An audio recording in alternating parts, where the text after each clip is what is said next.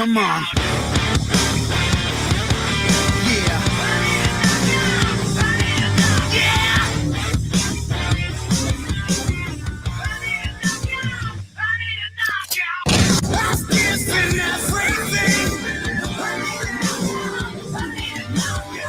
Just wait till that bell rings.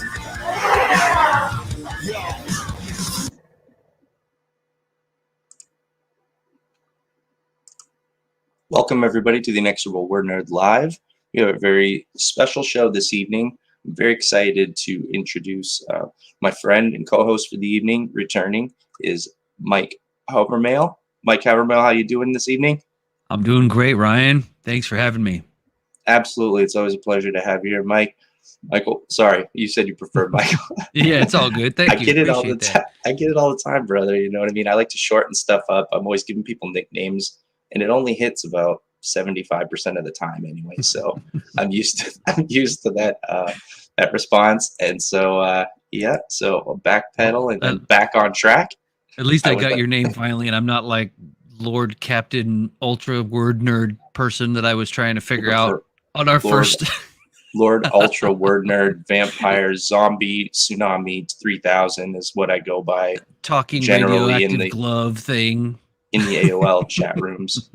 That's my handle. So so back on track. I wanted to introduce our guest for the evening. This is the guest of honor. It's a very talented writer. I just recently read his comic, which was successfully funded on Indiegogo. It was absolutely amazing. I'm looking forward to his next project. You can count me in as a first day backer. He is a man after my own heart. I think he might have a little bit of word nerd in him. I'm not sure. We'll have to find out, but absolutely amazing quality writing, a beautiful expression. We're going to bring him in. This is Joshua Plack. Joshua Plack, how you doing this evening? I'm doing good, brother. You can call me JP if that's easier, and you said you like shortening things, so yeah. Good. It's fantastic. I do it every fucking time. Everywhere. I shorten up. I got nicknames. Well, I already shortened it down here for you. Oh, perfect. So we can go with JP. Okay. I may have to come up with my own, but yeah, I guess that'll work for now. Making my job easier. Michael, you could learn a thing or two from him. No, what are you doing? No, it's Michael Havermail. You have to pronounce the whole thing every time because he was nice to you, so I had to be the opposite. I guess no shortening. I did tell you to stop calling me Lord Word Nerd. It just made it was nice at first, but it was a little too flattering. Like it made me uncomfortable. Oh yeah. I was grasping at straws there. So fantastic, man. So yeah, well, Ryan's been like shooting sunshine at me all day about you, Joshua. Like, oh my gosh, I'm excited. I want to see what's going on there. I know. Well, we've got a screen. Have to live up to it. Absolutely, yeah. We're looking forward to this, man. I can't wait. And he's got a screen share here for everyone that we put up, and the comic is called Noirlem, the long and short of it. Why don't you tell everybody what this new comic is about? So Noirlem is, well, it's noir plus Harlem. So again, it's like, wordplay. It's basically a noir detective thriller set in 1920s Harlem, New York. It was inspired by a lot of things coming out of the Harlem Renaissance, which is one of my favorite, like, artistic movements, like late 1800s, early 1900s. There is a killer that stalks the Hudson River, and two very unlikely heroes kind of come together and team up in their origin story to track down the killer before they strike again. That sounds amazing, and that's a fun time period. Now, I have some experience. I worked for a game company, and I was writing a property that was called. It was based in the Cthulhu universe. Evil DM, hey, nice to see you. Thank you so much for coming by to watch. Vincent, fantastic. Good to have you, brother. And so we, I did some work. It was in the Cthulhu universe, which is that exact time period, the noir time period. And I was writing the exact same type of, it was more or less like a mystery type of adventure fantasy work. And so I love that time period. I did a bunch of research for it. And so it's very interesting to me. when this is a mailing list here, I see, so people can sign up for the mailing list now. Do you have a launch date set, Joshua, or what? Basically looking at January 2022. I really wanted to take my time with this, kind of. I launched the pre-launch page really early Hmm. because I really kind of wanted to slowly dole out a lot of the previews because the book is still in progress. So I Hmm. started making these little like video teasers. It's not quite a trailer; it's more of a teaser where you just get to see like a little bit of the universe, a little bit of dialogue, a little bit of the wordplay, the interplay between characters. Um, and yeah, do you want me to play? Awesome to watch that. And I just want to say before we get into that, I think that's a great idea to start a mailing list early, give people a chance to sign up, and you can slow roll out some content. You're still in production, obviously, so I think that's a great way to do it. Build interest and giving them updates with progress and like you said, these teasers. So that's fantastic, man. I signed up today as soon as I got the link for it. So I'm in. You count me in first day too, and I want to show some of the. I'll let you get into it, but I'm really excited about it. I took out some screenshots that were some of my favorites out of the comic that was already funded, the project that you did before this, and I want to show them. So yeah, I'm stoked about it. I can't wait to see this. Cool. Yeah, so 90 pages. It's going to be full color, and I had to preface that because the teasers are in black and white because they were made so early on. So it is going to be full color. Let me get down here. And then here's the best part about that mailing list is the people who sign up for the mailing list are going to get this guy right here. Every detective has to have their trusty Zippo lighter. Holy shit, So man!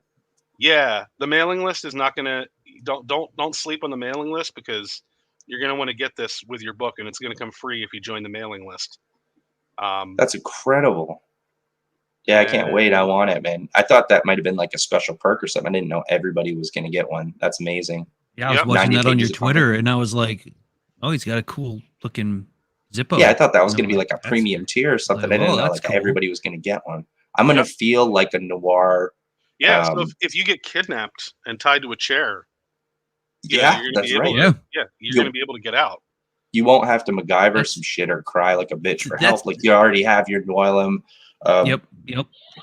Zippo lighter You so that have you can light the ropes on fire and then eventually break free. you Because have to that's have how. those because that's how you do the gasoline too. If you because regular lighter you have to hold the button down or whatever, but those it's on. You can set Yeah, it that's down. right. You can toss it onto the gasoline, and it. Well, people have been asking me, how are you going to ship a lighter? Because you go to the post office and they ask you, like, is anything liquid, fragile, or potentially hazardous? And like a Zippo is just the case and the rope. So you Yep. just need to go out and get a little bit of this right here. Mhm. You soak the wick and you're good to go. And it doesn't, Yeah. it's windproof. It doesn't blow out. Oh yeah. I'm sorry, I jumped way off. Let me play this. No, that's fantastic. I'm already in Oh, on that. I'm I imagine jazzed. if I Yeah. was a noir crime agent, crime fighting agent, that when I finally saved the day, I would gasoline the warehouse hideout, throw the Zippo over my lighter, and then do the Yeah. slow walk away with the explosion. You know what I Yep. mean? You can't do that with a Bic. You just can't get that effect with a Bic. It's odd. It's awkward. You have to bend Yeah. down and light and shield the wind. Like it's way cooler to be able to just light that and throw it over your shoulder and torch the whole place Yeah. Little Sam grenade. nonchalantly. Light my cigar first and then toss it while the slow-mo camera action scene happens. And yeah, thank you for that. Go ahead, hit it.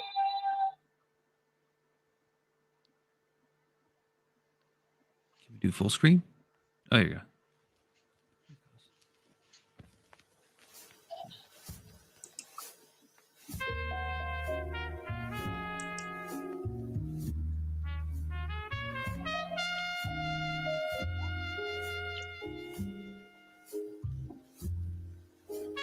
Where are we going? Morningside Heights. You want to tell me why? You ever gone out and killed some people before? No. Ever known someone who has? Ever arrested someone like that? Spoken to them for even a moment? No. Yeah, well, neither have I. No idea what would live in that man's head. But if I really try to put myself there, the one thing I know for certain is that the first time I went and did it, it'd be a little bit closer to home than all the others. Why would you do that? Well, I wouldn't precisely. But after that first time, I'd be a little braver, go a little further, somewhere less familiar. A pattern is made without even realizing. And that pattern points us back to where it all started, with Mrs. Dorothy Masters of Morningside Heights. Well, say hello to the last moments of one Dorothy Masters.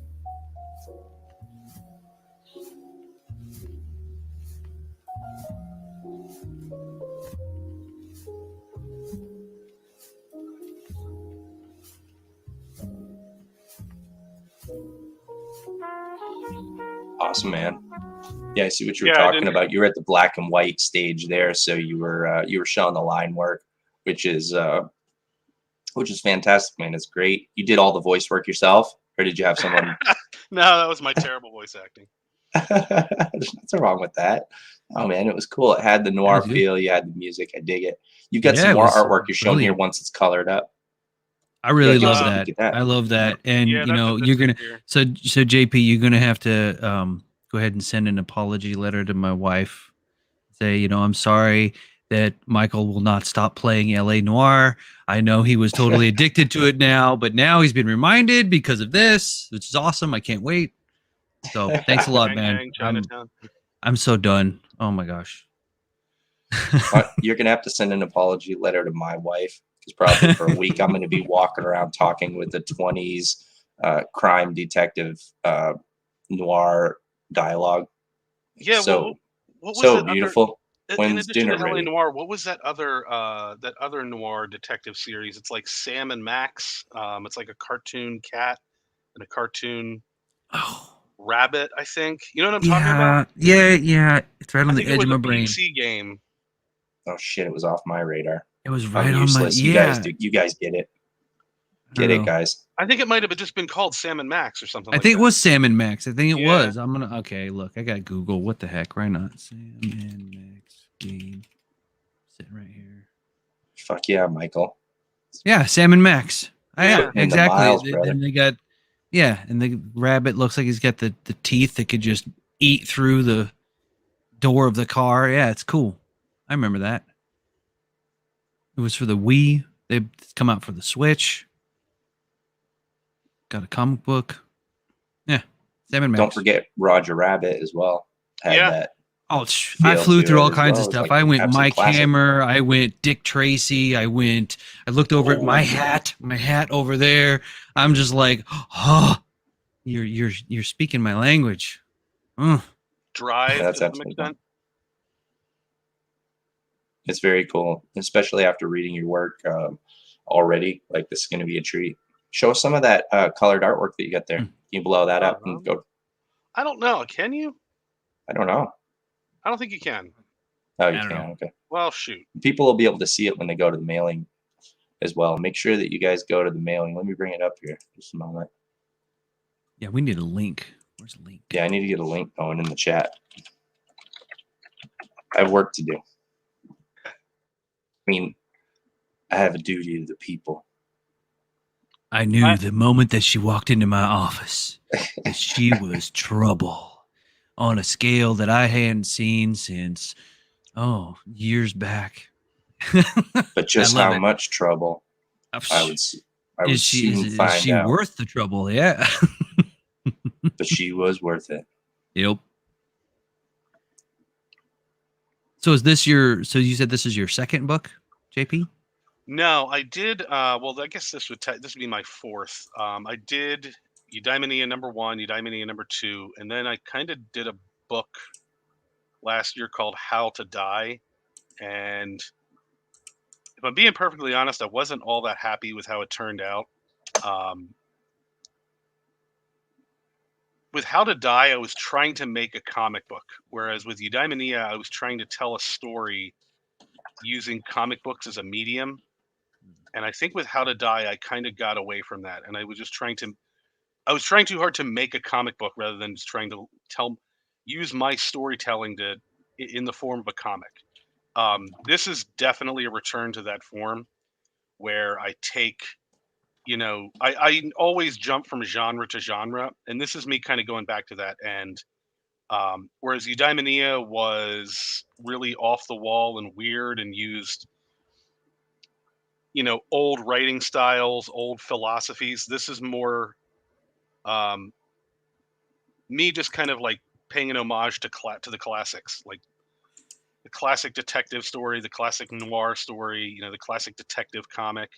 So I would say for people who really enjoyed Eudaimonia, this is going to be a lot closer to that than with How to Die. How to Die was like a horror book. Mhm. But it was one of those things where, like, looking back on the time I spent making that, it's like, you know, the elevator pitch, you know, the log line to explain your book in 2 sentences or less. Yep. With Yep. How to Die, I legitimately couldn't do that, which means that in hindsight, I probably should have thought that through a little bit better. Mhm. Whereas this one, it's like, what's your book about? And it's noir detective stuff in 1920s Harlem, something I haven't seen before, or aside from, I think there's a movie, Harlem Nights. But yeah, like it doesn't get, it's not much more complicated than that. I'm trying to keep things simple. Omar, like Yeah, and it's simple. that's the hardest thing, I think, as far as writing, to keep things simple, especially for me. I like to talk, and that's not a secret. I definitely always have a lot to say, and I love everything that I do. And it's hard to chop that down into 2 sentences when there's so much I love about something I'm working on, or even just trying to explain something. It seems like I always want to over talk rather than go less. It's probably a curse. You know, it's good in script writing, of course, because you always want to have more and cut back. But so that's a strength there, I think. But just as far as those kind of things, it's that's tough. It's tough to cut it down to 2 sentences. It's just something you have to do. So it's cool that you got it this time, and that, yeah. That's actually I kind of love the reason I got into comics, is because I'm not a very descriptive writer. I'm all about what happened, how how will it affect the people involved, and letting the audience kind of decipher what it means. You know what I mean? Like, so I think in all of Eudaimonia, there's a single line of, no, I think there's 3 lines of dialogue in the whole book. In Noirlem, there's several pages where there's nothing set. It's just art. It's just writing the script and placing everything in a certain order and letting the chips fall where they may, as far as how, you know, what the reader gets from it. I got that from your reading as well, and that was one statement I wanted to say. I even said it in one of the posts that I made to advertise for this live, was that I thought it was a beautiful subjective expression, and you could get that when you're reading it, that there's some that's left up. It's obviously a story, but there's art that's meant to be interpreted as subjective art, along with the dialogue, and so I got that from it, and it does that very well. So I think you hit that note. I think it was beautifully done. So if you're doing the same here as well, then that's probably the reason why you're going to catch me first day. Like, I'm in. Can't wait to get this book. It's gonna be cool, man. Also, one of the things I loved about writing this is the amount of research that I had to do specifically for dialect, because having the book in Harlem means there's a whole other manner of speaking. You know what I mean? And so we have these ideas about the 1920s and all the slang and lingo, but when you add into the layer, like the layer of like what was going on in Harlem at the time, and being able to go back and read like a lot of those, like I've read like a lot of 19 or Harlem Renaissance writing, and so been able to kind of like pull out some different words and little pieces of the dialect and being able to put that in there. Plus using old timey expressions like blotto, like yeah. Yeah, is that's gonna one make where it the reader's interesting going to for go, you. "What is that?" They go Google it. Go, "Oh yeah, that's cool." Yeah. Yeah, And it's gonna be awesome. adds those kernels of realism and depth to the story that otherwise wouldn't be there, and it sounds beautiful. And yeah, absolutely. Absolutely. Looking You're going forward to hit to it. that note with it because it's going to hit with the people that are Mhm. familiar with that time period. And then it's going to hit because it's going to be interesting, and it's going to be correct to new readers who are experiencing it for the first time. So they're going to get piece of Harlem along with a piece of you, which is your take on it and your writing. So I think that's a great method. That's cool, man. Yeah, and I love your method there. I've used that a lot before, is taking the narrative and then applying it to the medium versus the other way around. So you're taking your story and saying, okay, this is the story, and how it's going to be told is the comic book comes second, instead of thinking comic book first and then this other thing. You know, we did that a lot in filmmaking, where if we thought of the genre first, then we would be trying to tweak the story to fit the genre instead of the other way around, or finding ways to expand upon the genre or push boundaries, because it's like, well, this is in the story, but that's not really horror, or that's not really whatever the genre is. Well, then forget the genre, just make the story. So I'm looking forward to that. I love it when people do that. And you Yeah, absolutely another thing that's really cool is at the end of Eudaimonia. So when Eudaimonia was funded, it unlocked the little mini story at the end called the Harlem Hellfighter.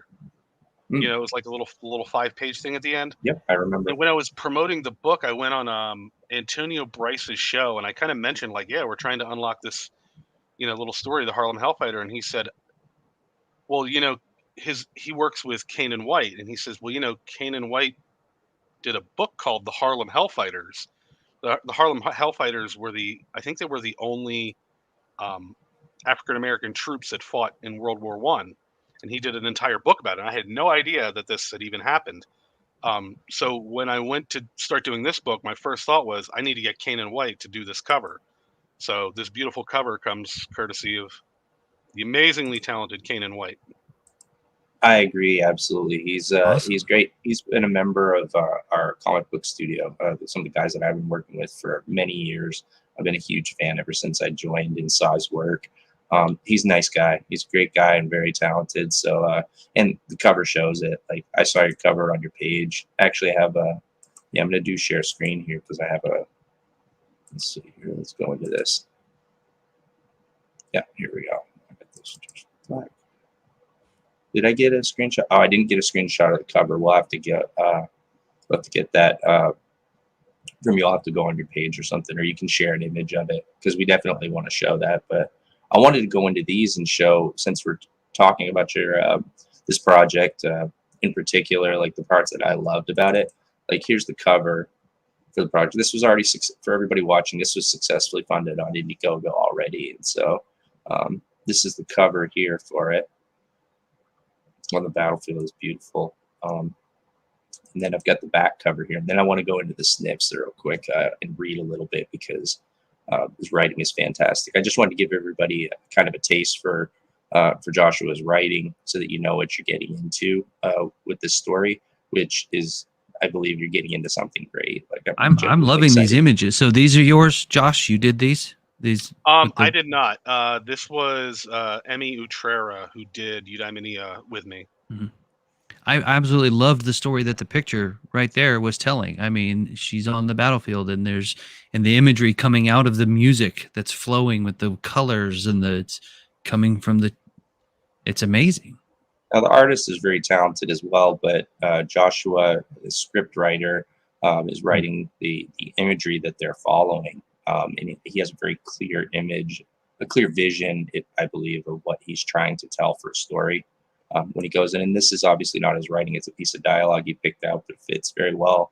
And I thought, along with this image, it was very good. But this is actually his writing. Here's a panel. I'm going to spoil it. If you haven't read this comic, then sorry, but it's been out for a while. So but here's this. Look at the imagery on this, with all the writing around him in a circle. Now the character's absorbing all of this work and studying. Okay, and so his body he labored for the mind with daily ventures to the library to pore over any works he could find that may at some point prove necessary.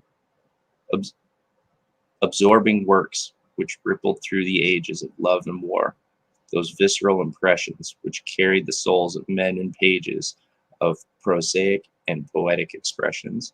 I thought that was absolutely beautiful, talking about prosaic or even prose, and then which very plainly stated, works, and then poetic expressions, and essentially it's suggesting everything in between, two extremes and everything in between, and absorbing all of it. He's scouring these different works of all different types to gain information, and it's for and there's a beautiful scene here where it's I love the way sorry Ryan, I just wanted to comment on that because I absolutely love the way that you said absorbed, that they absorbed as they rippled.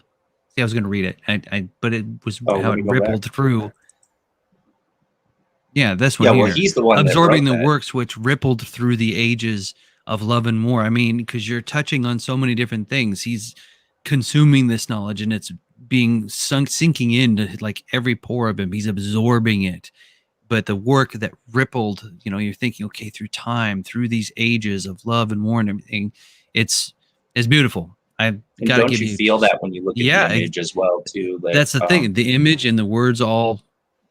Yeah. Has a beautifully constructed panel. This is a single panel in the book. So, and then we're talking about a single piece of dialogue at the bottom here that's a narrative. You mentioned the visceral impressions, and then when you go in further and you talk about the work that he's reading, it carried the souls of men in pages. And, I mean, literature essentially is the soul of writers and the soul of many writers that he's exploring. And then this last statement talking about prosaic and poetic expressions, which prosaic is the lower extreme of essentially what the opposite is, being poetic expressions. So, and it kind of I like how he mentions these two extremes, and that it insinuates that he's explored those and everything in between. It's the whole spectrum of literature. And the souls of the author, that you're getting the soul of the author carried on the pages. I mean, that's awesome. I thought that was beautiful, just for a single panel. Joshua put this together. I thought that was a beautiful expression in this page as well. You get to see it all culminated in why he was studying, that he was looking to express himself with this music, and he took all of this knowledge and essentially gained a power through music, through absorbing the souls of these writers through their work, and after many years. So as months soldiered on and the ground grew damp, his progression moved steadily along. By the flickering light of his oil lamp, he worked tirelessly in search of a song. Let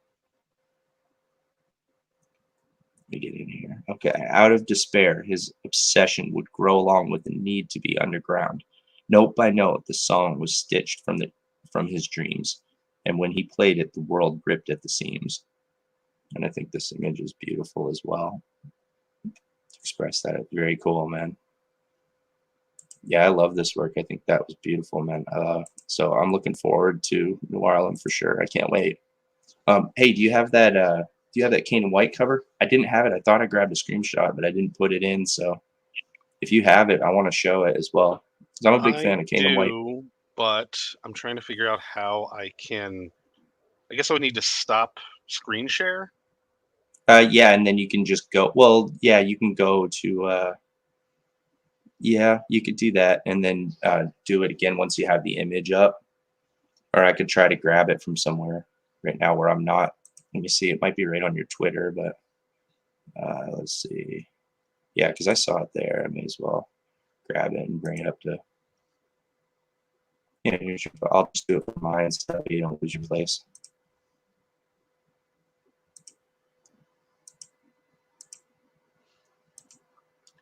Quick, somebody make small talk. So how much ambiance do you use when you're creating? I mean, do you turn on the jazz? Do you dim the lights? Do you maybe light an oil lamp or something, or maybe rub out the easy one before you get started? Oh wait, I mean, do you ever? Because like if I'm getting in the mood to write something, I'll put on music that goes along with what I'm going to write. If it's action, I'm listening to different soundtracks, drums or something. Do you ever do that? I mean, in your creative process, tell us more of your creative process.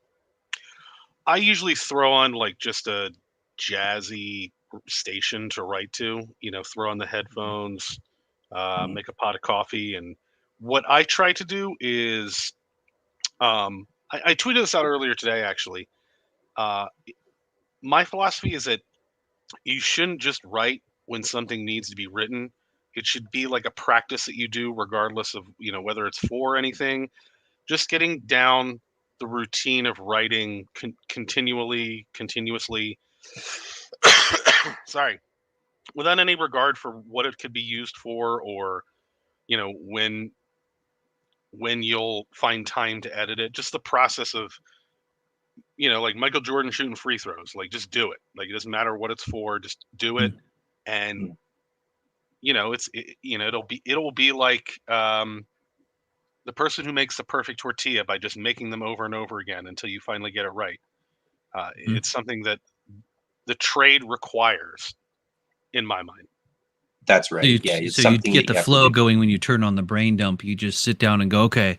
And you can even just start with, I woke up and scratched, and then a bathroom, and sometimes that'll for me, if I'm jammed, I'll start just, what did I do today? That's one of my tools. Or or I have to go buy chicken something. I'm just You'll always find a reason not to. It's kind of like exercise.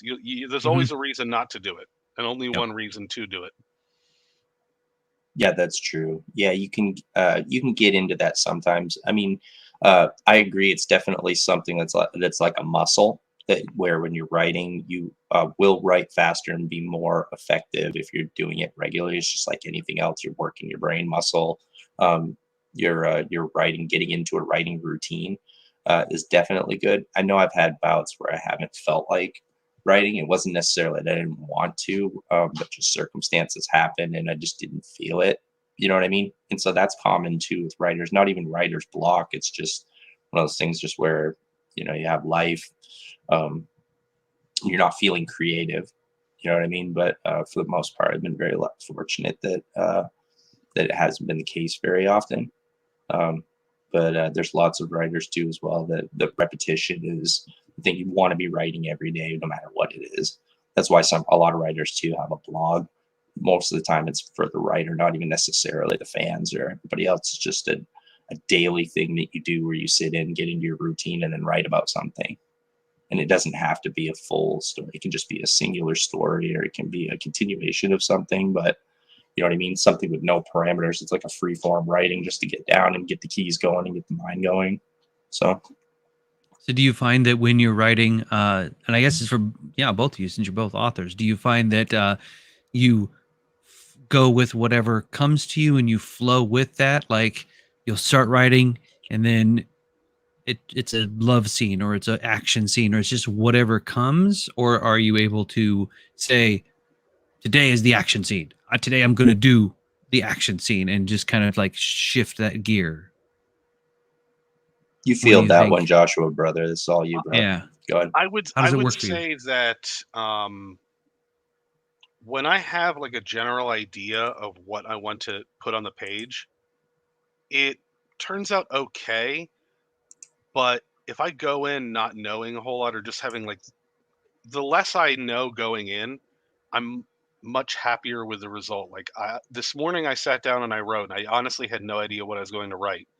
And then an hour later, I was like legitimately excited. Like, this came out on the fly. I have ideas for where this is going to go. I have ideas for dialogue, and I was so much happier than if I knew going in, like, I'm going to be writing, this scene today. You know what I mean? Like, so I would say what comes out organically, for me, it usually works out a lot better than things I have pre-planned. Or I guess set pieces would be the word. Yeah, that's a great point, Joshua. I think you made an excellent point there, that sitting down and getting into your routine and writing every day gives you more opportunity to have those happy surprises that you get, those inspirations that you get while you're writing. When you're in the you're in the tank and you're thinking, you don't get those if you're not writing. Dedicating that time and doing it every day just increases your chances of getting those. So I think that's enough. Even just that's enough of a benefit to do it, to stay dedicated and keep writing. Because those are nice. Those are happy surprises when you get that kind of stuff, and you're really excited and you get more. Inspires yourself essentially. You're inspiring yourself, which in the process of writing, you're trying to inspire your artist when you're working in comics. So when you're working, you're trying to write for the fans, but you're also, like your panel descriptions, you're trying to inspire the artist and give him enough to go on so that he can do his craft, which is to take your inspiration and create something beautiful for everybody to look at. And then at the same time, while you're scripting, you're inspiring yourself. And so it's beautiful. It becomes a collaboration, but it's just this beautiful chain of people being inspired, and then you're able to inspire the readers. Love it. Love the whole process. Yeah, I also think writing comics is very interesting because you're almost like you're writing a script, but you're also kind of like the director too, because you have to put so much thought into how this is going to be portrayed visually, how much to hold the artist's hand versus letting them have that kind of free reign that you were talking about to kind of play around. You know what I mean? Like not overwriting the description of the scene and actually letting the artist kind of express themselves in their vision of it a little bit, and then that becomes like a kind of a balancing act. So it's really invigorating, that kind of dance that goes into writing the script. Yeah, that's right. As you're managing it, that's right, because you can overmanage it. It depends on your artist as well too. Some guys like to have everything plotted out, and they want everything very neat and organized and direct so that they can follow it. Other artists are better if you kind of give them some free reign to interpret the script, and then try not to handle it. Try to manage it too much. You know what I mean? Yeah. Some of them want to be let off there's so many variations because there's so many different people and types of artists. Like I've met all types. Like I've also met those guys that want to be let off the chain, but they need to have a lot of attention so that they don't fly off the rails. You know what I mean? And then there's other guys that, of course, are on the opposite of that spectrum, where they want to be told what to do, and they haven't kind of let themselves go free. And you notice from their artwork, they're better when they're free. Yeah, they're better when you let them off, take the pressure off of them, and let them do their own thing. All of those things factor into it. There's a lot. If you want to break into it as far as managing the art, but also managing your team. I have guys that are better if they if they color after they've inked it themselves, because they're inkers as well. They're better. I noticed like their colors better if they've inked it and then they're coloring rather than working off someone else's inks. You know what I mean? Like if there's a penciler that inks his own work and then you bring him in as a colorist, his work seems to be better if he's the one who's inked it because he's already been over it once. All these little things that you factor into your process when you're creating this vision, creating this product to share with everybody. That made me think of like, what was they said about Stan Lee? He would just write scripts that were like, there's some fight on this page here. Just do whatever. Yeah. Well, I heard. Well, that was where they get the Marvel method, which was like Jack Kirby would draw an entire story, and then he would just put the word bubbles on and try to bring the story together after the fact. But essentially, the story was already done. His job was just to come in and whatever he was inspired by. It was the opposite. He was inspired by the art to write the story, whereas usually, like, it's the other way around, where you have a full script, and then they're working off of that. So Kirby's pages were so fascinating, though. You could just look at stuff in the background forever. Like there'd be like a cup holder on a spaceship in a Fantastic Four that you just be like, what is that?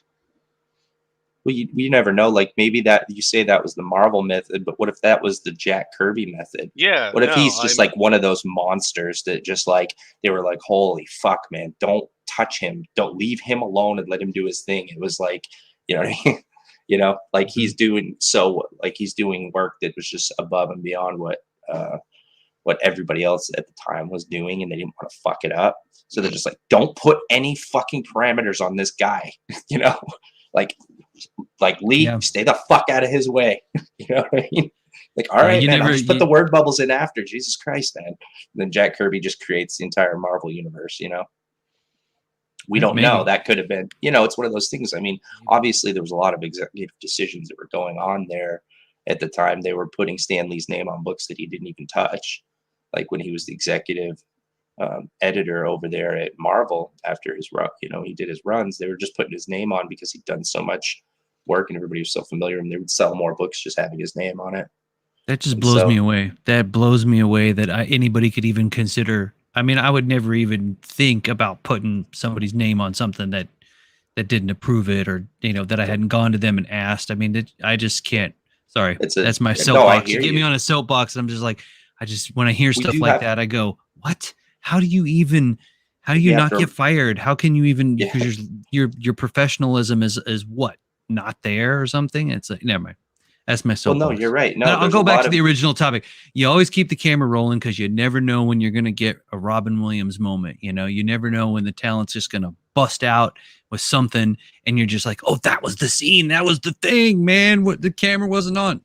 Keep the cameras rolling because somebody's going to ad-lib something and be just like, I think you were great. I think you were on a great train of thought there. I think I wanted to add as well that, we can't fault Stan Lee for this as well, because although he was a senior editor, this was obviously a, what's not like he was making the decisions over at Marvel. He was working under Marvel. So he was just the face of the universe. So even if he didn't want his name, I imagine as a writer, most people wouldn't want their name on something they didn't write. You know what I mean?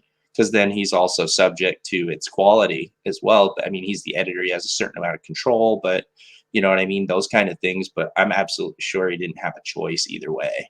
They said, we're putting your name on this and that's it. I mean, you got to read that fine print. You got to pay attention to what you're, like that job, you have the contract, you read it and you know what you're in for. So he liked his job I imagine was probably his biggest crime. And that was that he liked his job and just went along because he had essentially no choice. I mean, it's one of those things that you never know what else was he going to do after that in those times. So I don't know. I mean, it's up for people to interpret, but I'm sure there's a lot of other things going on there in this. Man, I wish he would have been able to continue with that the superhero show thing, the TV show. Y'all see that?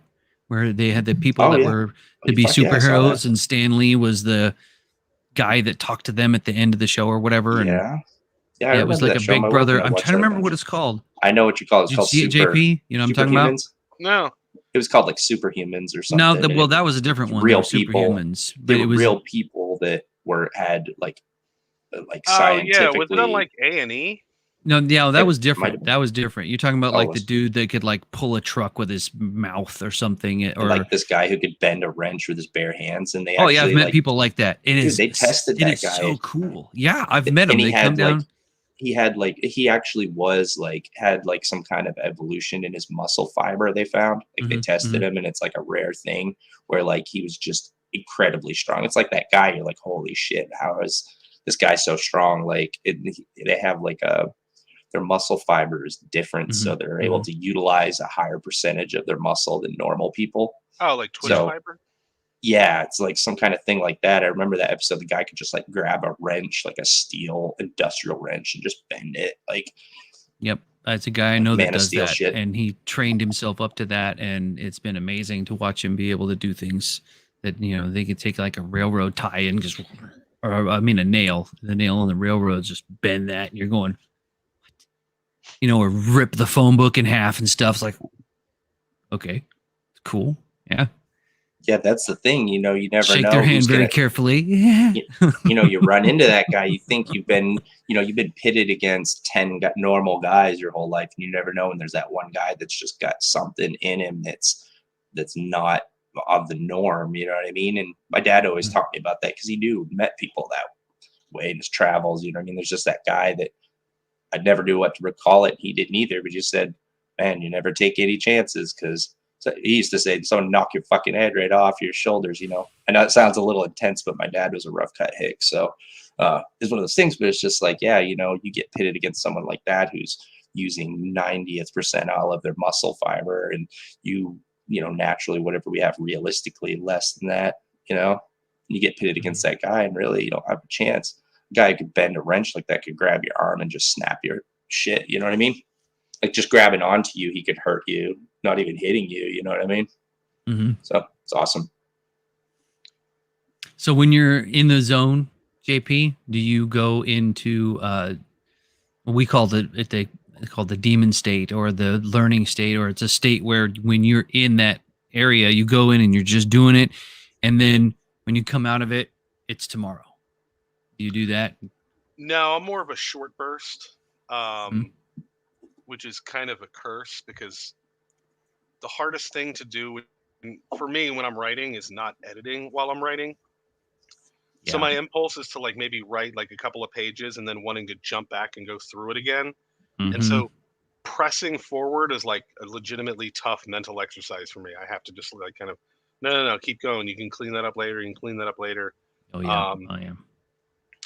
And yeah, no, then it's just kind of like, when the coffee pot's empty, walk away and let what you've done kind of rest in your mind and, maybe throw a thought to it throughout the day. And then, but when you're done, be done. Whatever time you've allotted to writing, stick to it. It's better to do that than to try and, press on, for at least for me. That came from, it was a writing workshop, and the guy that came out to speak to us wrote The House of Sand and Fog, which was like a Oscar-nominated movie. So pretty big, like, novelist, and he basically, he said like 100 things, and almost none of them were useful. But that was the one thing I took from it, is whatever time you allot to writing, write during that time, and then just step away from it. Yeah, that's a good point. It's hard to. I think I probably wasted a lot of my time thinking about shit that I wrote after the fact. You end up writing it on dumb shit like napkins or scraps of paper and bringing it home, whatever. But, that's the hardest thing, I think, for me, is to get out of the mode, because my mind wants to go all the time, even when I'm not writing. Yeah, like I'll have ideas at night, and I'll think it's a really great idea, and then I'll wake up in the morning and I'll be like, nah, that was pretty stupid. Could be, yeah. If I get woken up, I have to write it down. So I keep my moleskin notepad, a little notebook all the time, I thought about so doing I can write it something down. like that, but for me, if it wasn't worth remembering, it won't be memorable. Yeah, that's a good point too. Yep, I flip back and forth. If I get in the zone, and I'll be hammering away at something, and then it's noon, and then noon? How did it get noon? What? And walking away from stuff. That's so crucial. Yeah. Takes all different kinds. Yeah. I'll write it and then I'll walk away, come back to it and go, who the hell wrote this? I would never write this. I woke up in the middle of the night one time. Well, different people are going to have different styles, and there's no, no one way to do anything. The guy that I mentioned that told me that about walking away, he also said something about never start a story that you already know the ending. And I'm sorry, but like, that's crazy. Like, he said, start your story not knowing where it's going. And I'm sure that there are people that do that, but there's plenty of people who don't do that. And there's plenty of people who have an idea going in what's going to happen. And that's fine too. There's no one way to write a story. I have to know ahead of time. I have all kinds of outlines written before I even commit to writing a script. So I'm one of those types. I remember one time you were talking about writing things down. Like, I woke up in the middle of the night one time after about half an evening of sleep and had one sentence that I thought of, and I ended up putting it in within the first 3 pages of my first issue of my book. And then I got up and I kept writing, and I ended up writing what turned into something. It wasn't even a script. It actually turned into a song. And we're using it as the theme song for the comic series. I'm a professional musician who took it on and liked it, wants to produce the song. And so he's going to be doing the song for my trailer. And then they're going to have a full-length version of the song with vocals and everything for it. So, who knows? I might not have remembered that because I was like half asleep when I did it. I was having like an insomnia attack or some shit. So, it's weird things. And other times, like you said, it's just retarded shit that I probably should never even should have just left it where it was, you know what I mean? So yeah, you never know. No, that happened to me last night. I had a dream. I dreamed up a scenario, and then like I kept waking up throughout the night remembering it. I was so excited for it, and then when I woke up in the morning, I was like, "That's really stupid. Why? That's not even. That's a nothing. That doesn't." It was like I had a dream where like there were these portals that people would accidentally walk into, and it would teleport them to some random other part of the universe, which statistically speaking would mean that it would be outer space, and they would die immediately. And I like all throughout the night, I was like, "This is going to be what an awesome." And then I woke up and was like, "That's not an anything. What are you going to do with that? That's just a crappy thing that happened." People just randomly get teleported to their death. That's Yeah, pretty, like that's not a story. What are you going to do can't with really, that? you can't really do much to develop it. Yeah, it's pretty much over once the protagonist gets teleported into space and dies a horrible, suffocating death Which statistically, that's going to happen to almost everybody. in the vast vacuum of space. Yes, it would happen to pretty much 100%. Yeah. You never know, though. Maybe a little bit of development. We can get it somewhere and pitch it to Marvel. Topic there, yeah. We're all gonna die Marvel will take it. someday. It's like the worst episode of Doctor Who.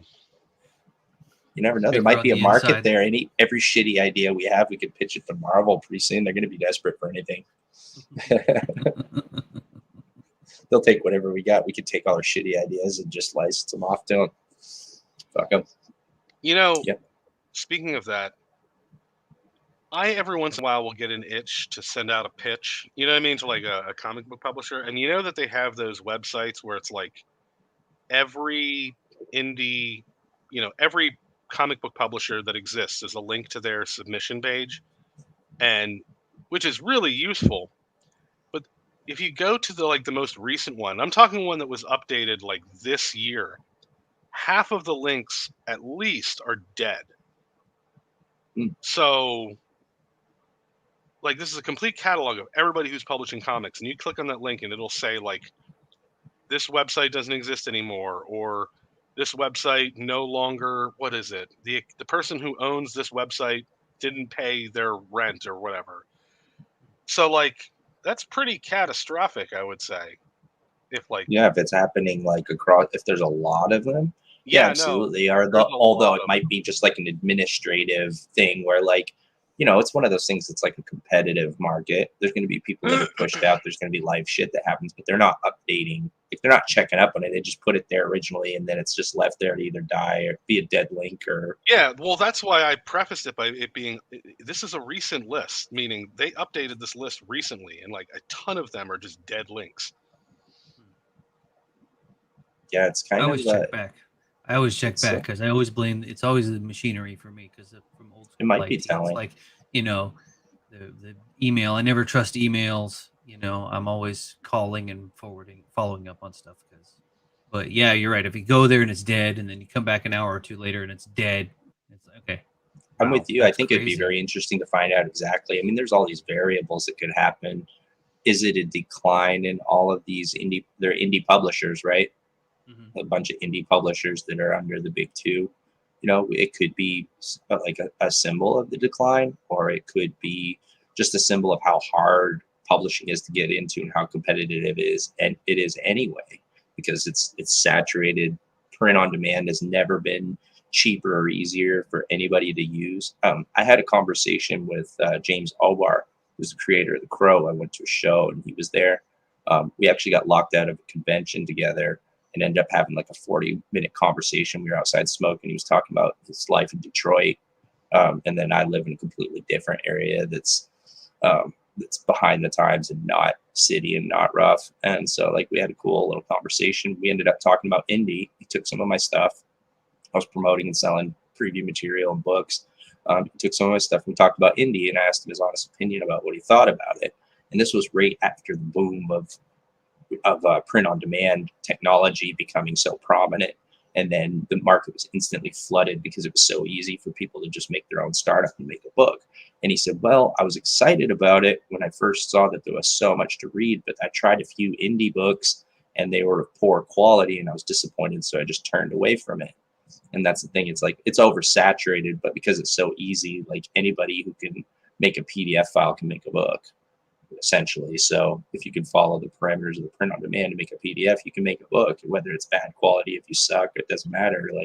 And so there was stuff that was getting through that had no quality control, but it was still available on Amazon and all these things. And for him, it kind of soured him on independent. It's not to say that independent isn't quality if you have guys that have the experience or you're critical of yourself, which from reading your work, Joshua, I can tell that you take it very seriously. I think your writing is very well done, but that's not always the case. You know what I mean? So it's just one of those things where you're taking a chance on the creator. That's what it is. You like the creator, you take a chance on him and see, and then you find out. But yeah, man. So that's what James Obar had to say about it. And then we talked about a bunch of other stuff. We talked about Detroit and talked about coming up. And he said, it's, you know, you got to get lucky. Like a lot of it's luck, you know, maybe you get lucky with your independent push, you know. And he kind of smiled about it. And it was funny because the story, I mean, what inspired him, if you guys know the story of James Obar, where he was, his wife was in a drunk driving accident. Somebody hit her while she was walking the vehicle. And then he went into the military, and then he was doing artwork, and it inspired him, and he did this book.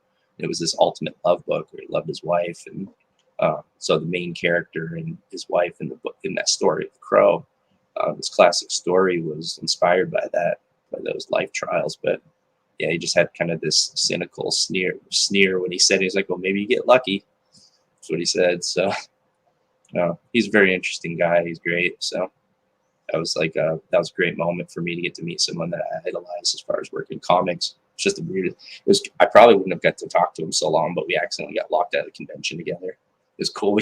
Well, they had like a designated smoking area. You could go out and have a cigarette. We were going to go shoot the shit. And he looks over there, and there's like fucking a billion people out there. It may as well have been.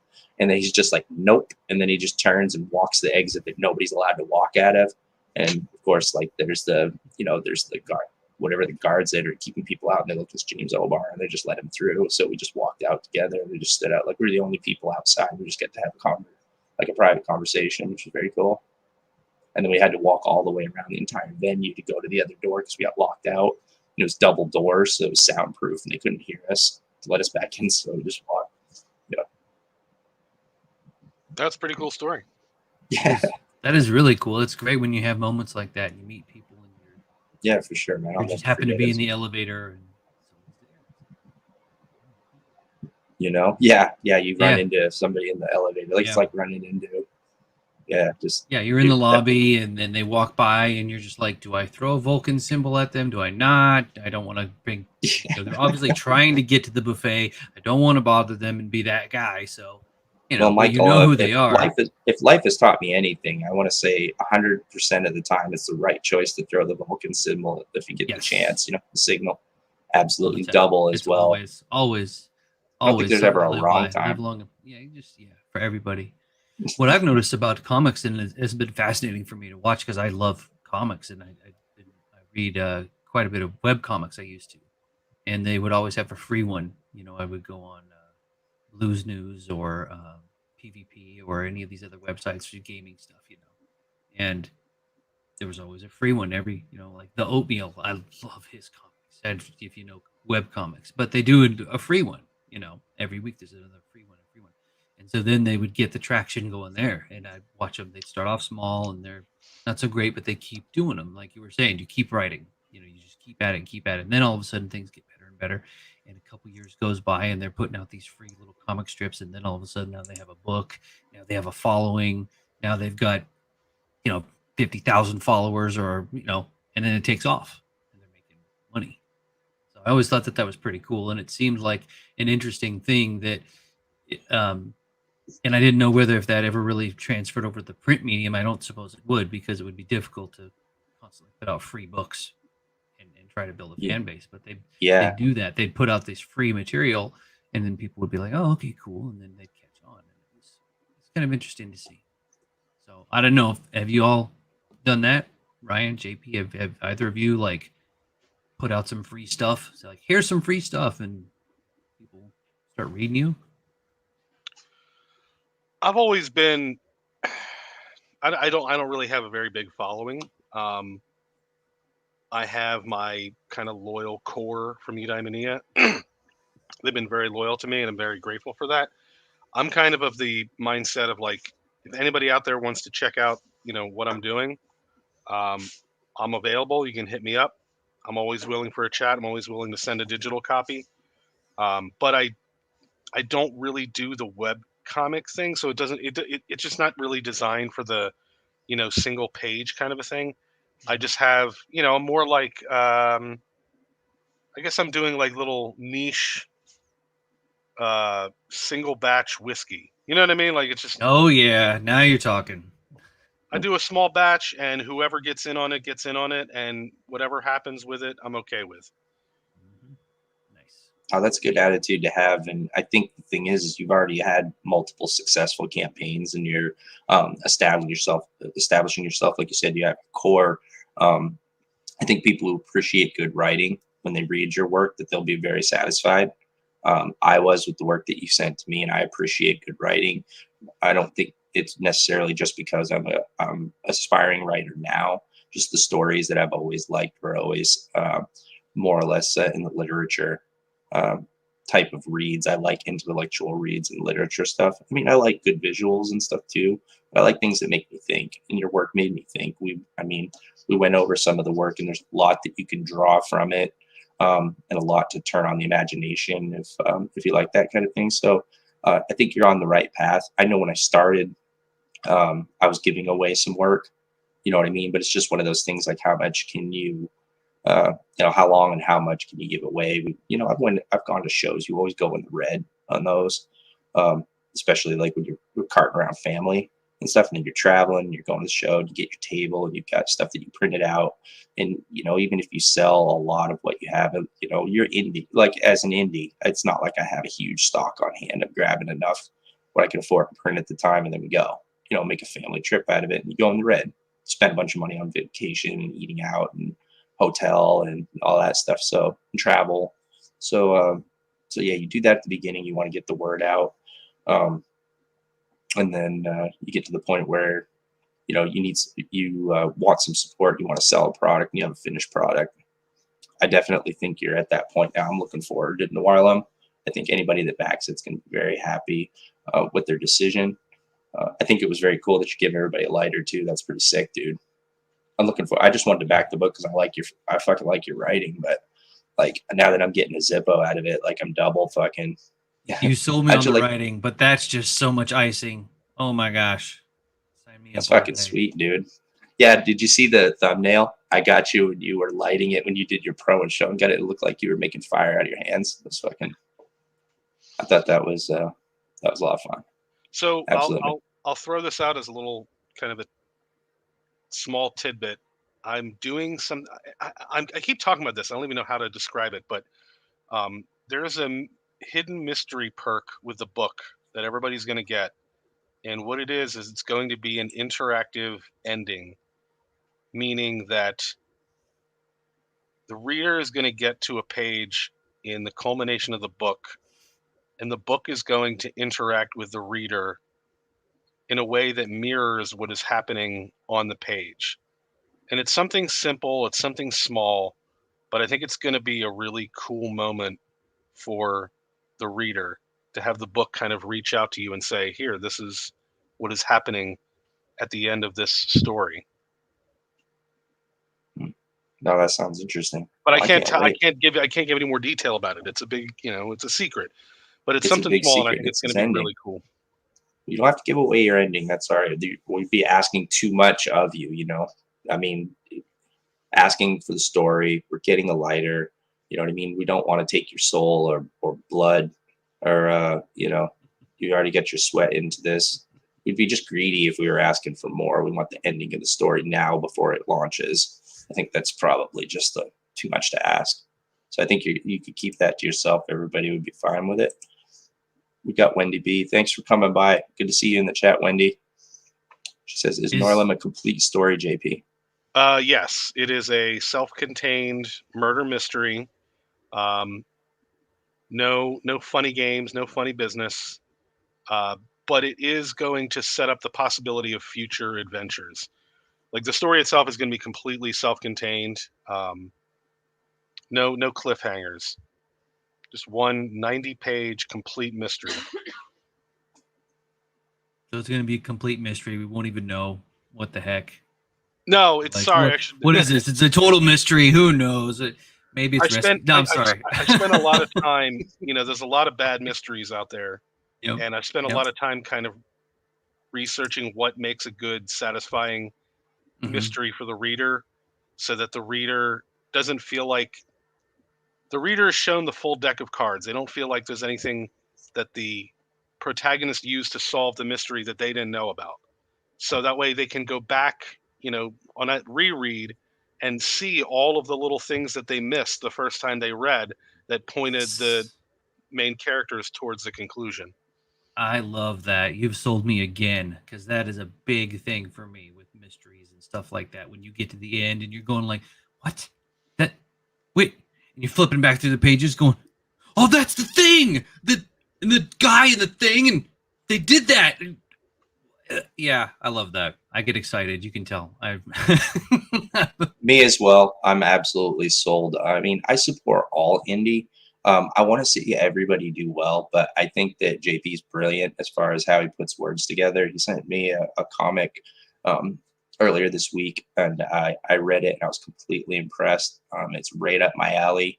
I think he does a beautiful job expressing himself, and it's an artistic style of writing.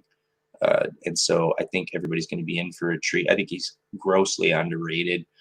You can count me in as a first day backer on Noirlem. I can't wait for this. I'm not sure how I ended up missing your last two campaigns. Just a lot of stuff happening.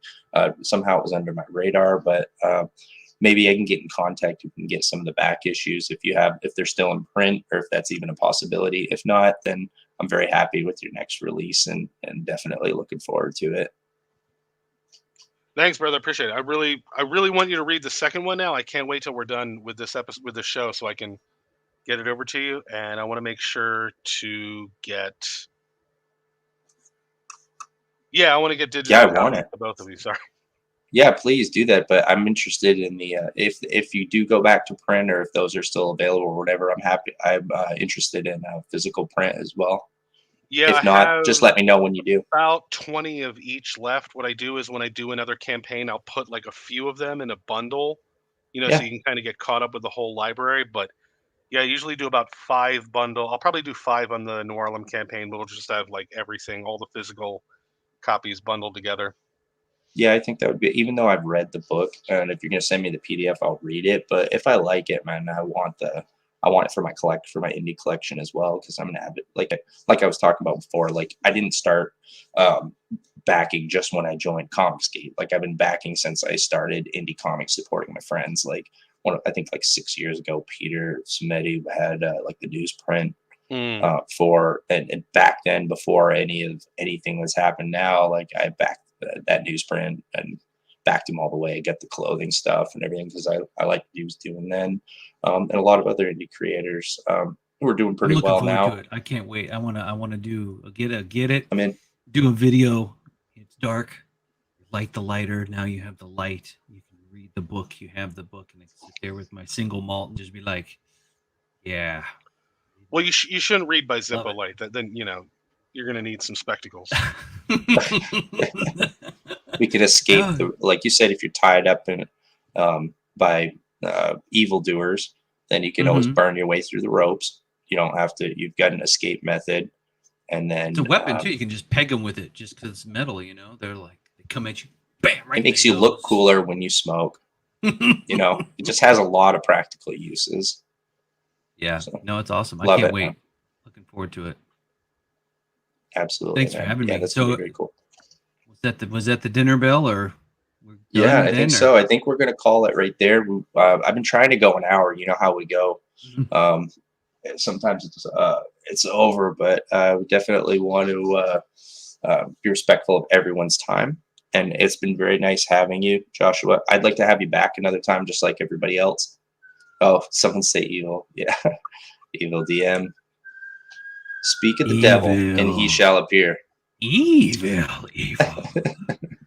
Oh, I thought it was we want to be respectful. Hey, what's up? We got to be respectful of everybody's time and not get anybody wife aggro. You know what I mean? So like, you know how that is. I know how that. Yeah, no. Bye, Wendy. That was a joke. She's amazing. Thanks for coming by, Wendy. You've always been great. Thank you. Best thing that ever happened to me. But thank you for having me. I think it's great, and I love the fact that you're doing this, and count me in anytime. And like you were saying, I mean, there's so much stuff, man. Today it just goes over and under and around the radar, and we're doing this, we're doing that. So you having a place where we know that we can come and find people like Joshua, I mean, that's it right there, Ryan. So thank you again, and I'm looking forward to it. I can't wait. Yeah, of course. Yeah, I was happy to have you on, Joshua. Thank you for coming. I'm excited about this release. Devil, yes, thank I you. really appreciate you having me on. I'm glad I was able to come on here. Yeah, for sure, man. And I'm glad that you sent me that PDF too. I got to delve into your work a little bit and discover somebody that I genuinely like. I'm excited about this new book because I like your writing style. If we're going to get some more of that in this new copy, then definitely count me in day one. For everybody else, thanks for tuning in.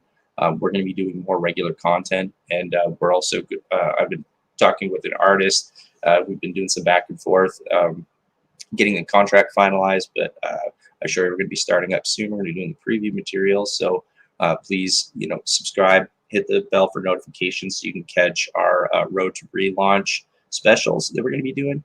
We might do a Halloween special. I'm not sure. I'd like to if I can get the time in. It would be very cool. And so we're going to have some content. And thank you.